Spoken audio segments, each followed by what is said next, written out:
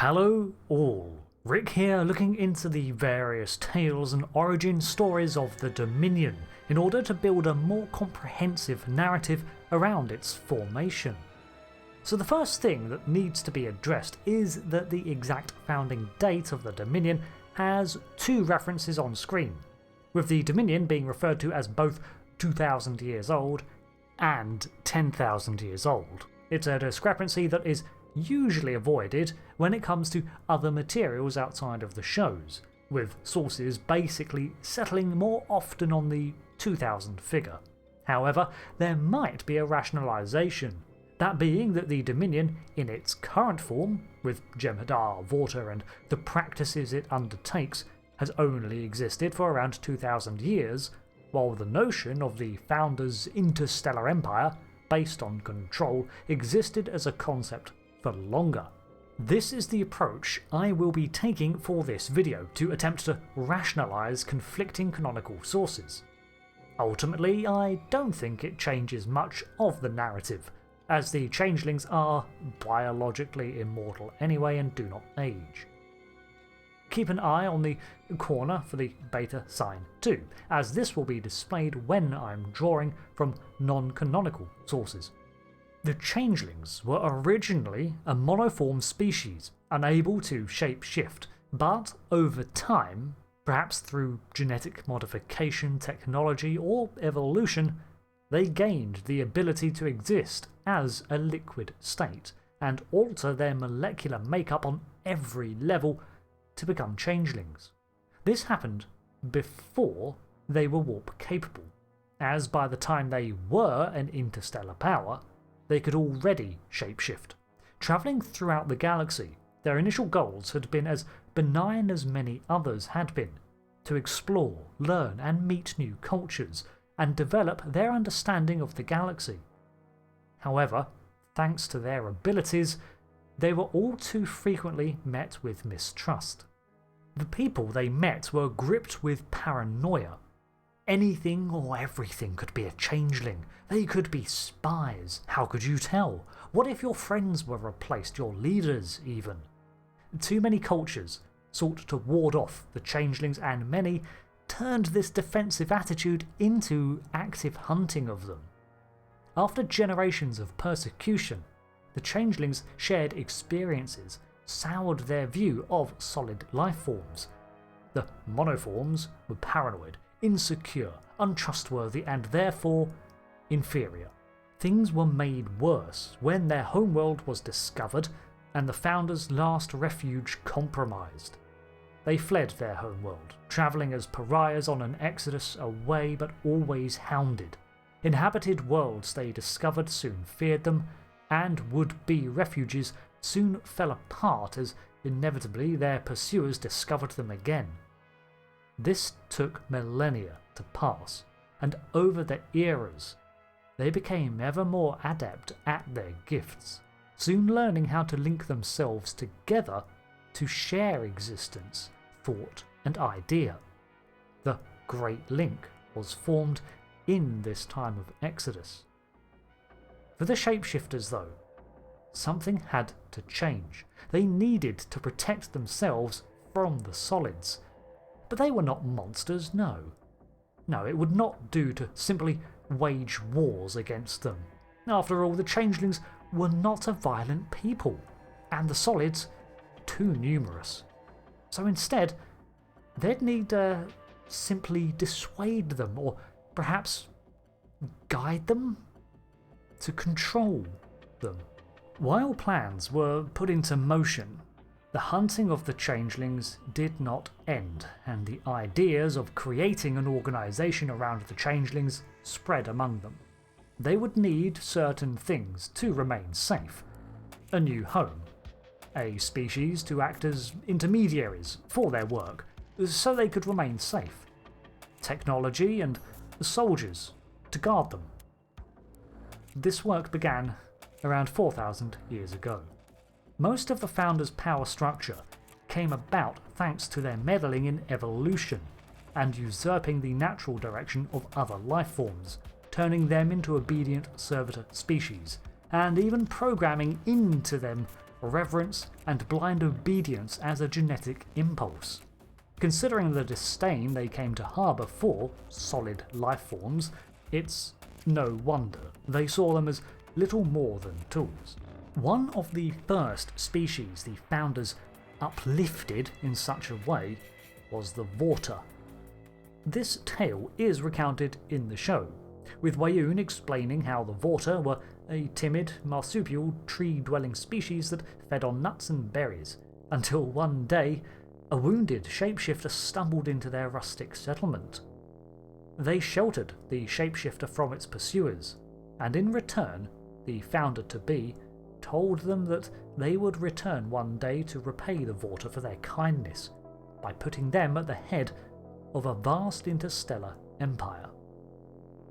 This tells us that even at this early stage, the Changelings were already considering the idea of the Dominion, and believed that they had found a sympathetic species in the Vorta to help manage their organisation, which in turn tells us that from the start the Founders wanted the Dominion to basically be a shell of control around them, where they could operate in a very detached fashion through intermediaries.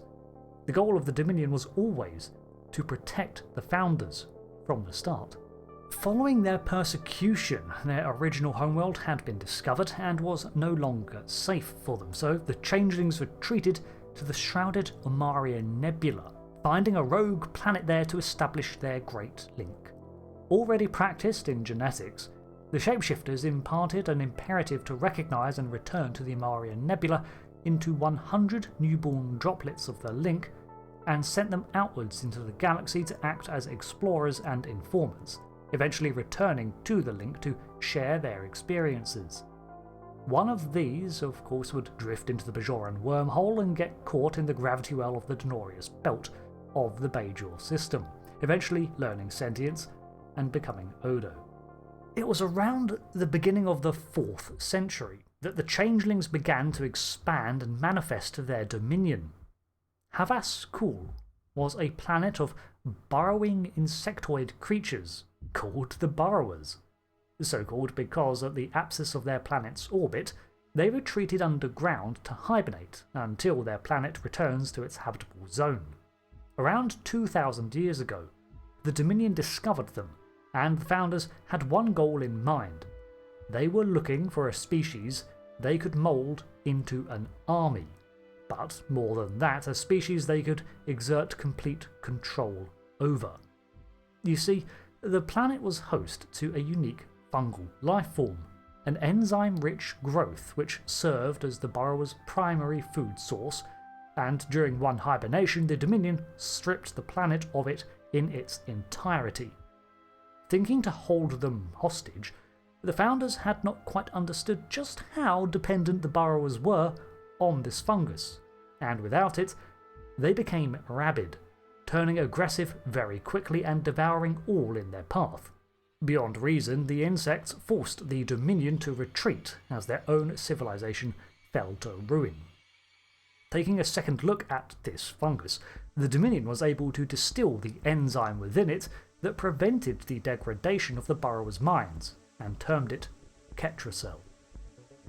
Putting a pin in that discovery, the Dominion decided that the only thing that these burrowers might be useful for now is to guide them to other worlds as a sort of force of nature, letting them raze a planet to the ground and strip it of all its life in their feeding frenzy. Around the 1300s, these aliens made their way across space to just past the Idran system and through the Bajoran wormhole. Fortunately, they passed Bajor by and continued on their course through the Alpha Quadrant, until they came upon a craggy, violent world. Kronos.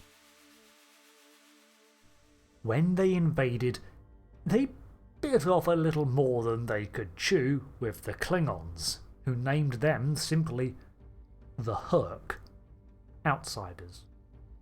When the Herc retreated into the Gamma Quadrant again, the Founders discovered that they had brought with them Klingon captives, and the discovery of the wormhole enticed the Dominion to dispatch investigation teams to examine the new aliens beyond the breach. although it's not exactly clear if the Dominion knew of the wormhole's existence prior to Sisko and Dax discovering it. If they did, they seemed to have ignored it and maintained its secrecy from other species. However, with the Klingons, they believed they had discovered another potential warrior caste for their Dominion.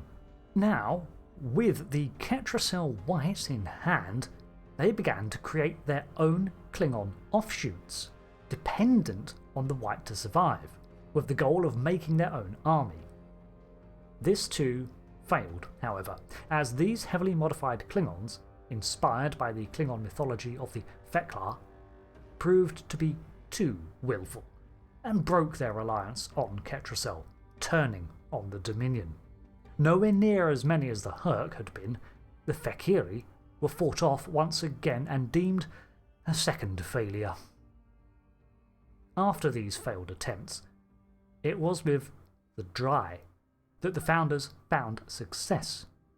The Dry is the species that was encountered from the Bajoran wormhole chasing the Tosk, a species who follows the Great Hunt as part of their lifestyle. In order to facilitate this, a certain class of Dry were permitted to engage in hunting other lifeforms on extensive trips across space in ritualistic sport, ending with the kill of their prey. Over time, however, their barbaric reputation earned them no end of scorn from other civilizations, so they created a workaround of sorts. Gifted geneticists, the Dry engineered samples of their own genome and grew a new prey species exclusively for the hunt. This prey species, the Tosk, bears some involvement in the creation of the Dominion as we know them. Where have we seen a scaled species of hardy aliens that can shroud themselves with a biological ability before? The Tosk were created by the Dry through genetic augmentation to be their ultimate sport. Tired of hunting other lifeforms and upsetting other cultures, the Dry created their own subjects of blood sport and bred into them instincts that conditioned them to flee, fight, and live for the hunt in their own way. Witnessing the control over this species that the Dry had manufactured piqued the Founders' interest. With a little modification, spiking the aggression and the addition of their newfound Ketracel White control method, the conditioning of a warrior species into reliable soldiers would be complete. The blueprints for the Tosk genome were studied in detail and altered, the Dry working in tandem with the Dominion to form their new fighting force, the Jem'Hadar. Learning from their prior mistakes and the Dry's adroit understanding of genetic manipulation, the Jem'Hadar would be instinctually loyal to the Founders, revering them as gods. The Ketracel White dependency of the Hur'q was added to their genome to allow the Vorta control over them too, and the true army of the Dominion was born. Now, with a vast array of manufacturable clone soldiers, genetically bound to the Founders' will and slaved to the Ketracel, the Dominion was able to begin to churn out ships at a faster rate, train legions of soldiers, and prepare to expand like never before. The Dominion as we know it had formed. Initially, those species that had joined in their Dominion were sharing in the delivered dream of prosperity offered by the Vorta ambassadors, and the Dominion grew out of connecting many species. However, the following years saw the Founders abandon the pretense of uniting under the common good, although the Vorta ambassadors continued to maintain this in their stead.